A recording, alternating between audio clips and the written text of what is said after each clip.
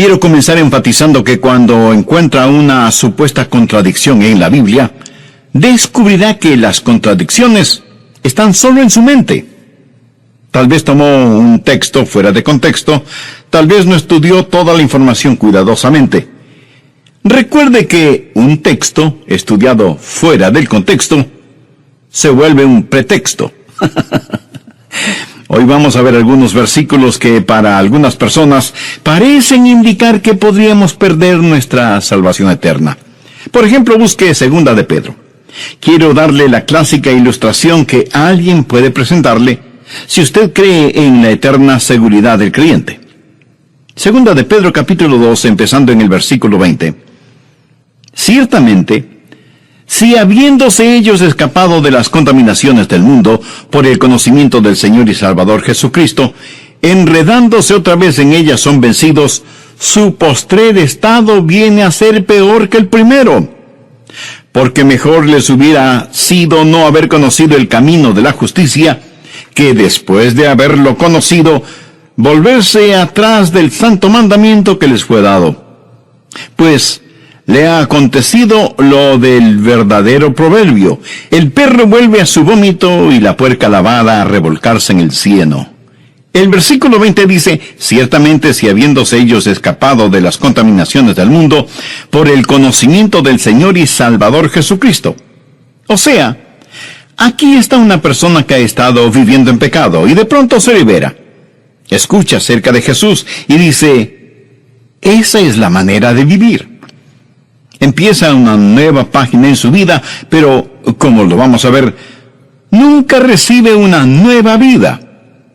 Han escapado de la contaminación del mundo, pero no dicen que son salvos, no dicen que están rumbo al cielo. Han escapado de la contaminación del mundo por el conocimiento de nuestro Señor y Salvador Jesucristo. En otras palabras, han escuchado el Evangelio, saben acerca del Señor Jesucristo, pero se han vuelto a enredar en las cosas del mundo.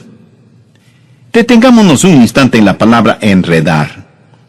Literalmente significa tejer algo siguiendo un patrón.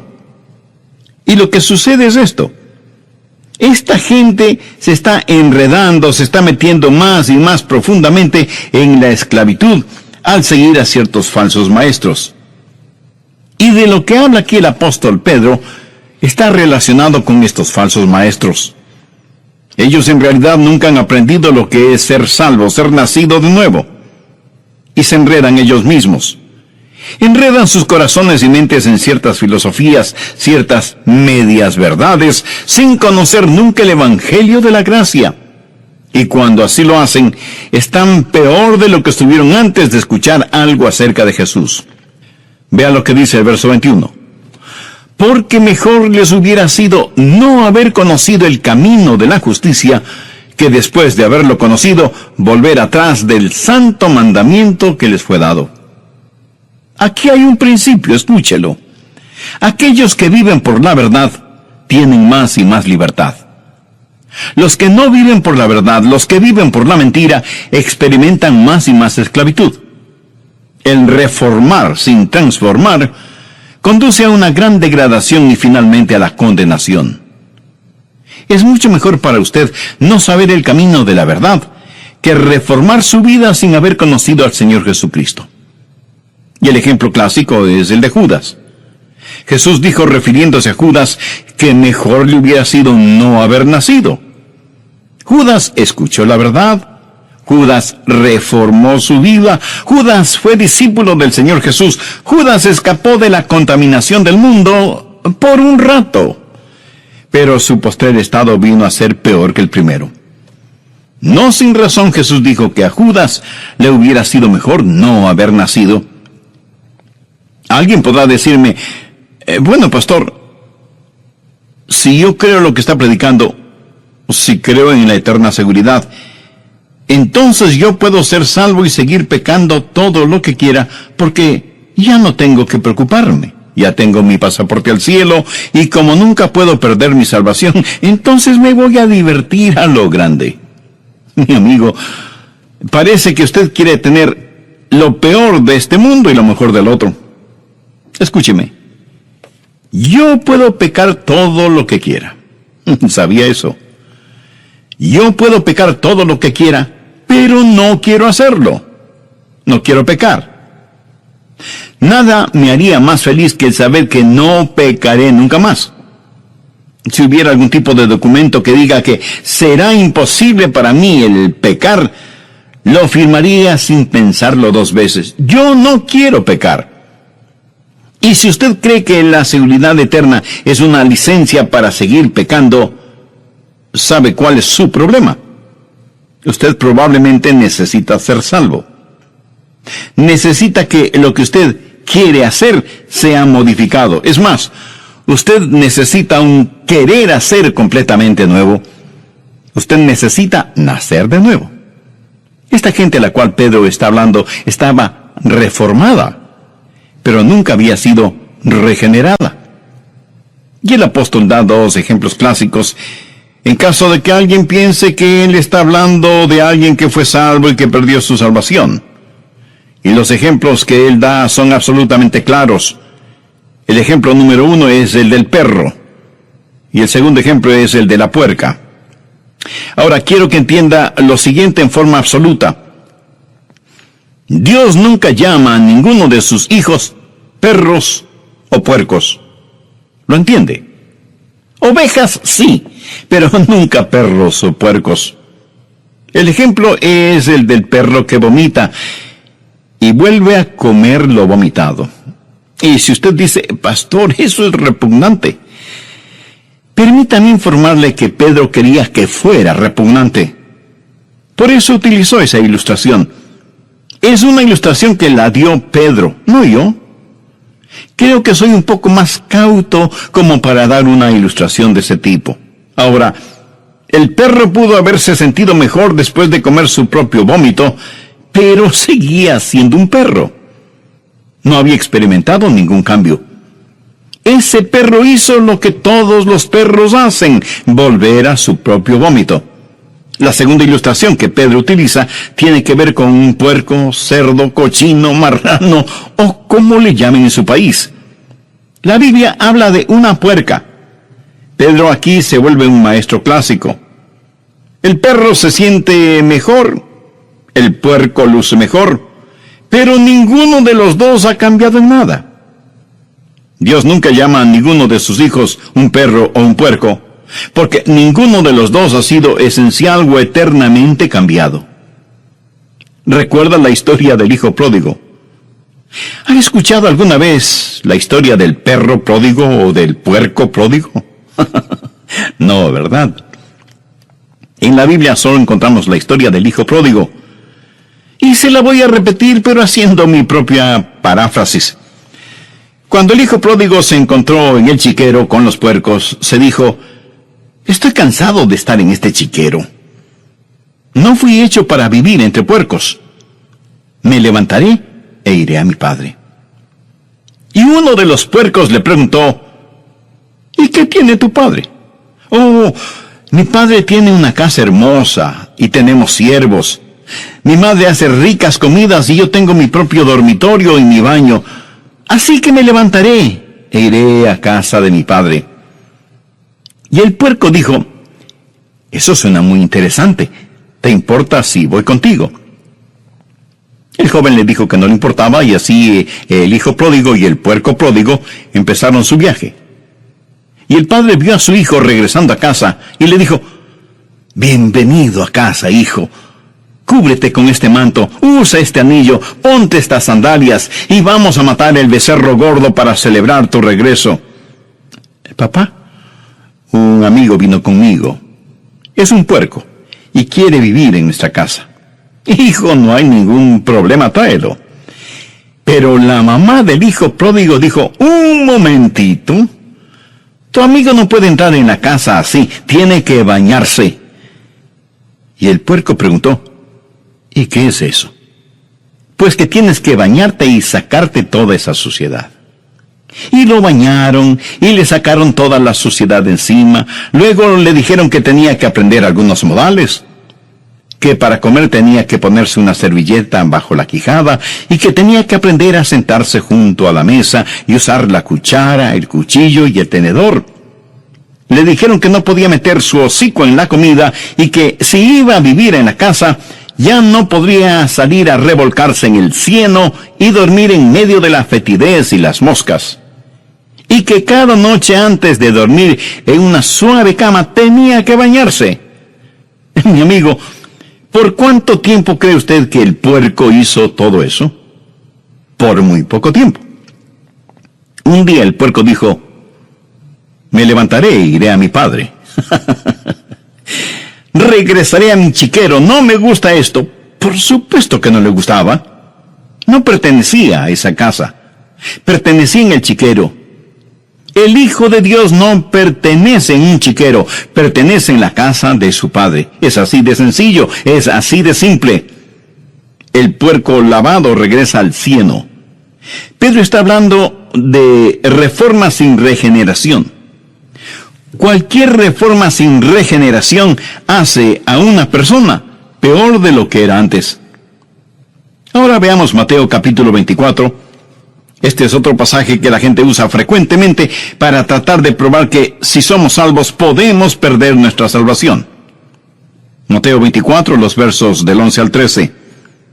Y muchos falsos profetas se levantarán y engañarán a muchos, y por haberse multiplicado la maldad, el amor de muchos se enfriará, mas el que perseverare hasta el fin, éste será salvo. Y alguien pondrá ese versículo frente a sus ojos y le dirá: ¿lo ve?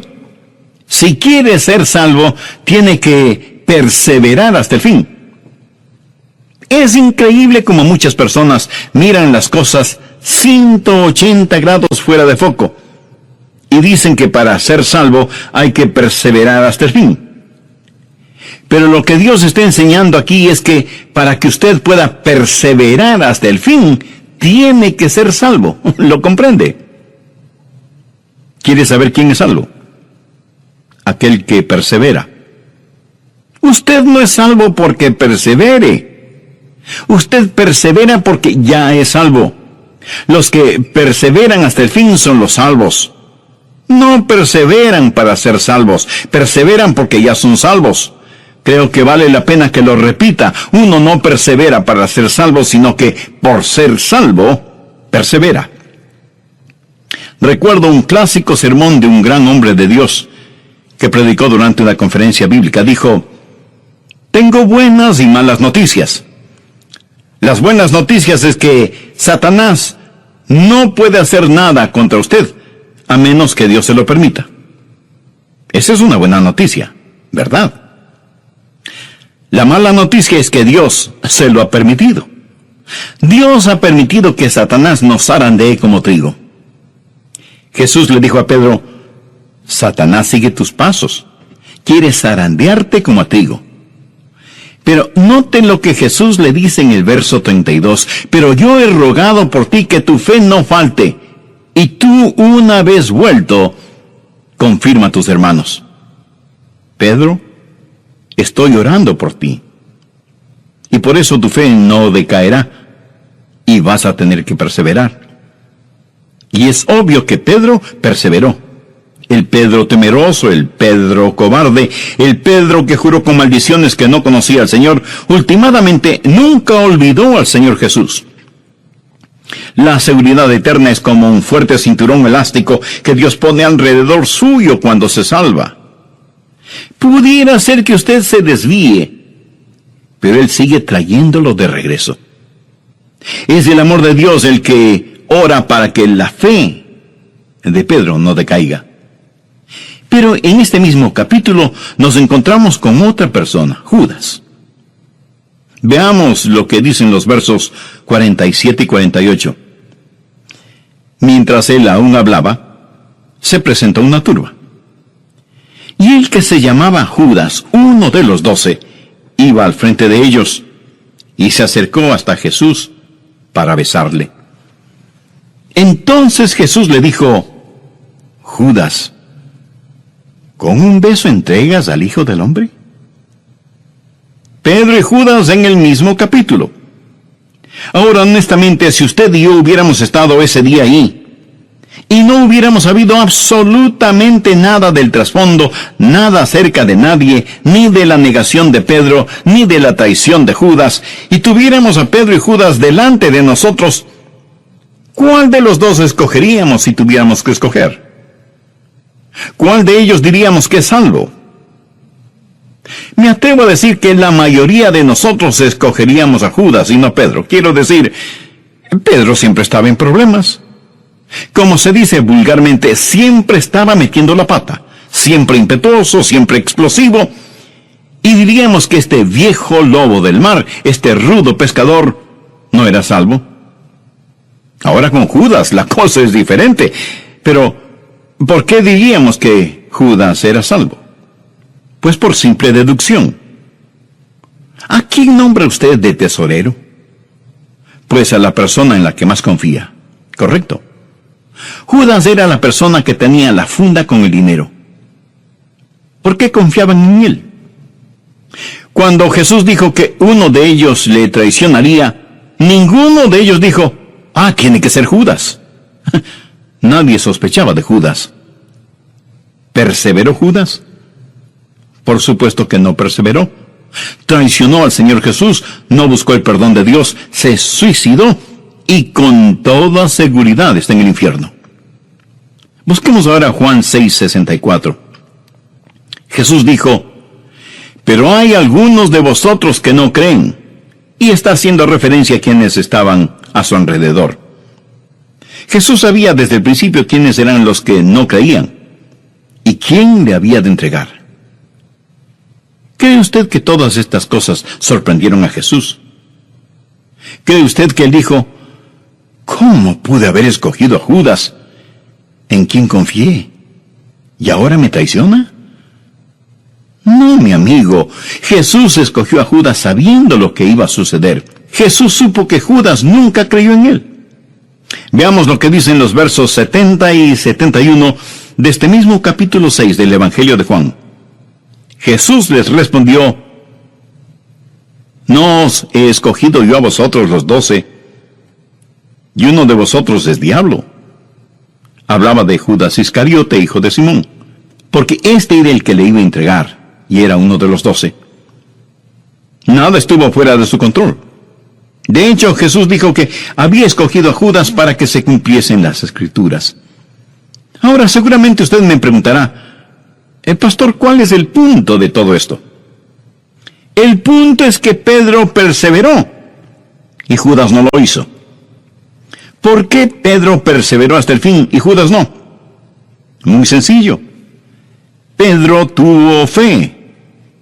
Recuerda lo que Jesús le dijo a Pedro, yo he orado por ti para que tu fe no falte. Jesús no hizo esa oración por Judas. Jesús sabía desde el principio quienes no creían en él. Judas nunca creyó, Pedro sí creyó. Y aquellos que perseveran hasta el fin son los que son salvos. Amigo, le pregunto, ¿tiene usted esa salvación? ¿Está usted persuadido de su seguridad eterna? La única forma de ser salvo y tener seguridad eterna es por medio del Señor Jesucristo, por medio de la fe. Algunas personas, interpretando varios textos bíblicos fuera de contexto, dicen que quienes son salvos pueden perder su salvación. Una cosa es parecer ser salvo, y otra muy diferente, el ser salvo de verdad. Por eso es que el apóstol Juan en el capítulo 2, verso 19 de su primera epístola dice, salieron de nosotros, pero no eran de nosotros. Porque si hubiesen sido de nosotros, habrían permanecido con nosotros. Pero salieron para que se manifestase que no todos son de nosotros. Por lo tanto, aquellos que se van, no pierden su salvación. Los que no perseveran no pierden su salvación porque nunca la tuvieron. Bien, veamos otro pasaje que la gente usa para decir que los que son salvos pueden perder su salvación. Busque el capítulo 15 de Juan, empezando en el verso 5. Yo soy la vid, vosotros los pámpanos. El que permanece en mí y yo en él, éste lleva mucho fruto, porque separados de mí, nada podéis hacer. Y algunos estarán pensando, yo puedo hacer algo. Esa es su opinión personal. Jesús dice, separados de mí, nada podéis hacer. Sin Él, no importa lo que hagamos, somos como cero a la izquierda. Y Jesús sigue diciendo, el que en mí no permanece, será echado fuera como pámpano, y se secará. Y los recogen y los echan en el fuego y arden.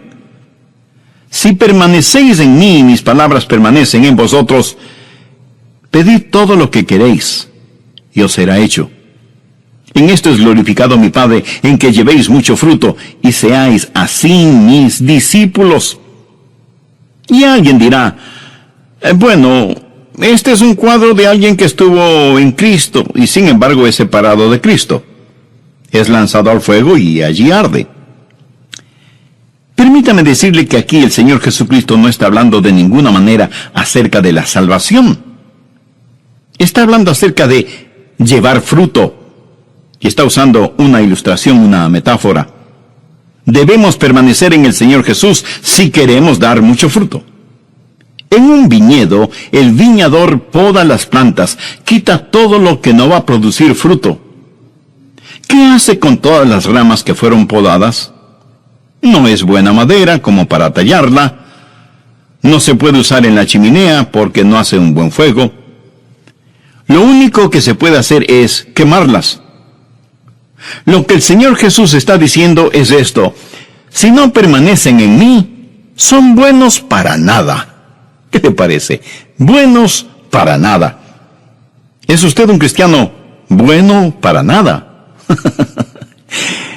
Escuche, Él no está hablando ni del cielo, ni del infierno, ni de la salvación. Está hablando acerca de llevar fruto. Es lo mismo que el apóstol dijo: no quiero ser un inútil, una persona buena para nada. Nunca trate de sacar su teología de una metáfora, de una ilustración. Usted aprende su teología de las epístolas, no de las ilustraciones, parábolas o metáforas. De estas usted aprende maravillosas y prácticas verdades. Si como creyentes vamos a dar frutos, necesitamos permanecer en el Señor Jesucristo. Veamos algo más en Hebreos capítulo 6.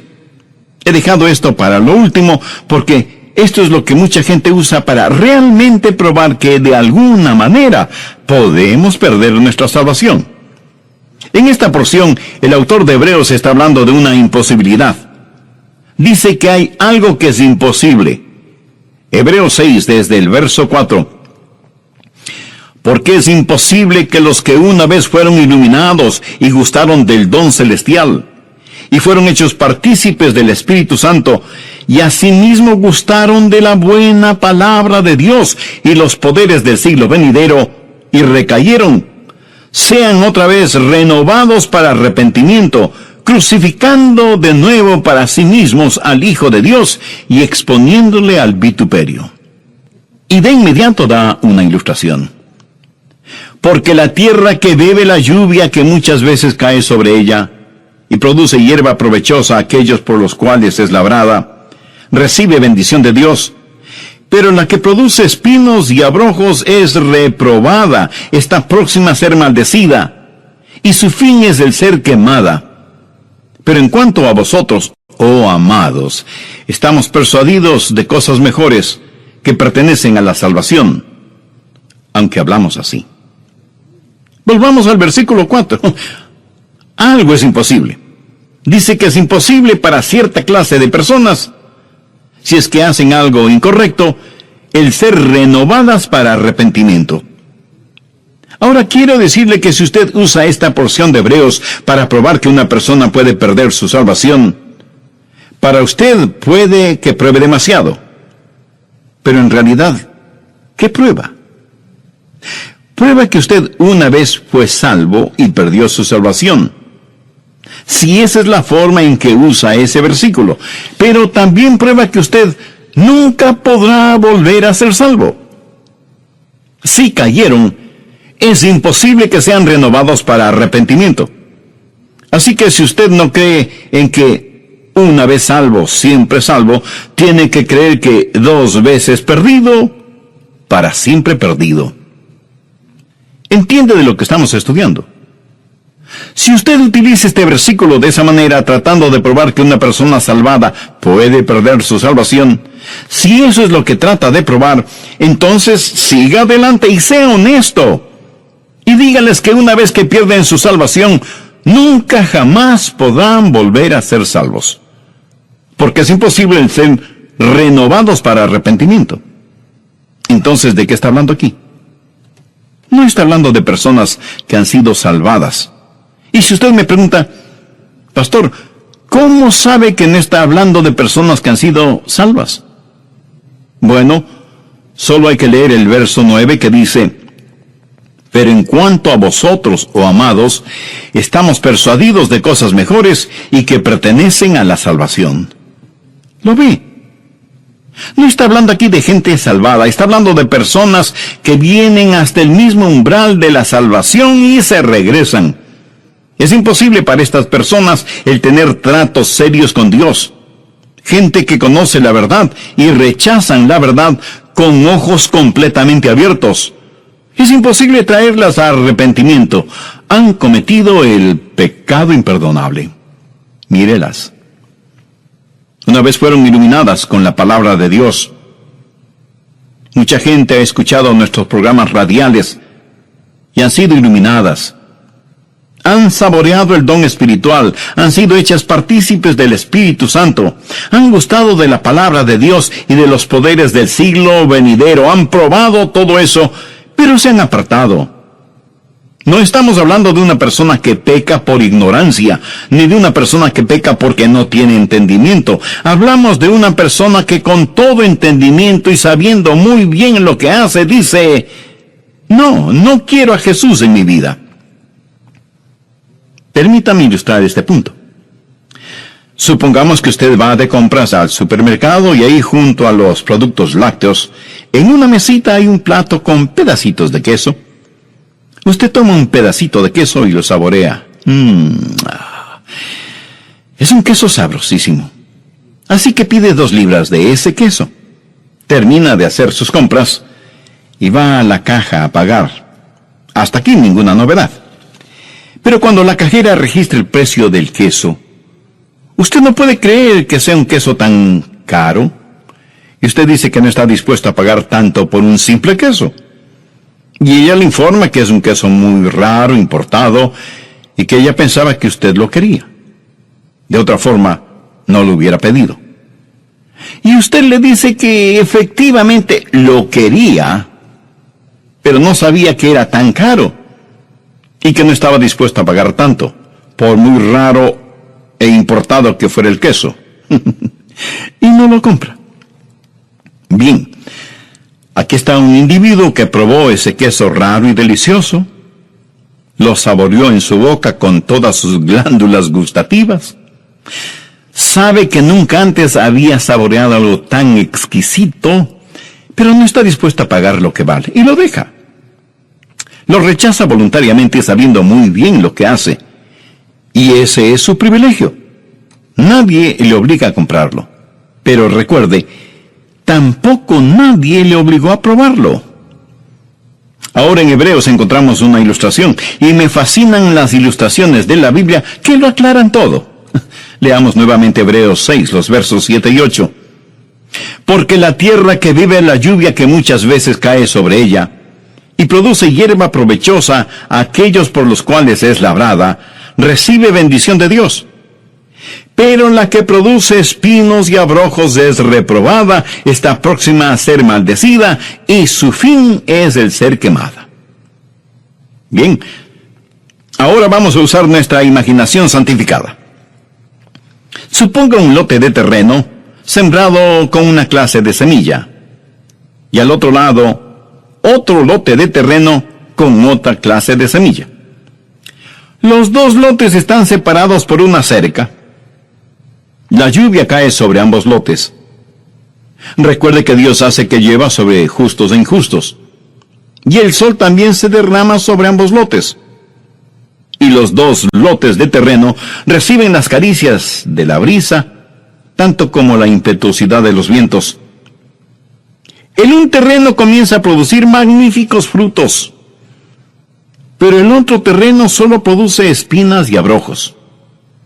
La misma tierra, la misma lluvia, el mismo sol, los mismos vientos, pero hay una gran diferencia en lo que producen ambos terrenos. ¿Cuál es la diferencia? La semilla. En un lado, magníficos frutos. En el otro lado, cardos y espinas. Bien, de inmediato usted me preguntará, pastor, ¿y cuál es la aplicación? Escuche con atención. Los miles de oyentes de este programa, todos están escuchando ahora este mismo sermón. Lo oyen y, por así decirlo, pueden saborear la buena palabra de Dios. El Santo Espíritu de Dios trabaja en ambos lados. Y algunos de los que escuchan dirán, sí, a Jesús. Pero otros, en cambio, le dirán, no. Algunos producirán buenos frutos, otros producirán espinos y abrojos.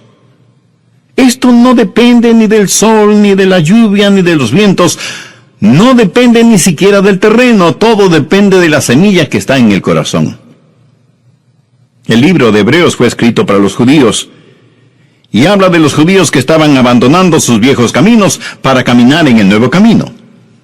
Estaban saliendo de la antigua dispensación, la legislación del Antiguo Testamento, hacia un nuevo camino. Pero muchos de estos judíos y muchos de los primeros discípulos que vinieron al nuevo camino tuvieron que darle la espalda a las cosas antiguas, y cuando así lo hicieron, fueron perseguidos y muchos de ellos fueron condenados a muerte. Y francamente, como el hombre que compró el queso, no quisieron pagar el precio. Así que le dieron la espalda al Señor Jesús. Lo habían probado, lo habían comido, lo conocían, sabían del Espíritu Santo, estuvieron en la sinagoga, habían escuchado la lectura de las Escrituras, habían escuchado el testimonio de los apóstoles, habían visto las vidas cambiadas. Todo lo habían visto. Pero el libro de Hebreos fue escrito para aquellos que tienen la tendencia de regresar a su antiguo judaísmo, a sus viejos caminos. Aquí están dos judíos.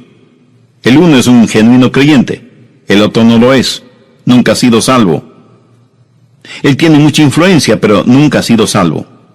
Y alguien con autoridad viene y les dice, veo que son seguidores de Jesús de Nazaret, ¿es cierto? Y ambos hombres contestan que sí. Y les dice, quiero que sepan que si persisten en seguir a Jesús, encontrarán la muerte. ¿Lo entienden? Y el verdadero creyente responde, estoy listo a morir.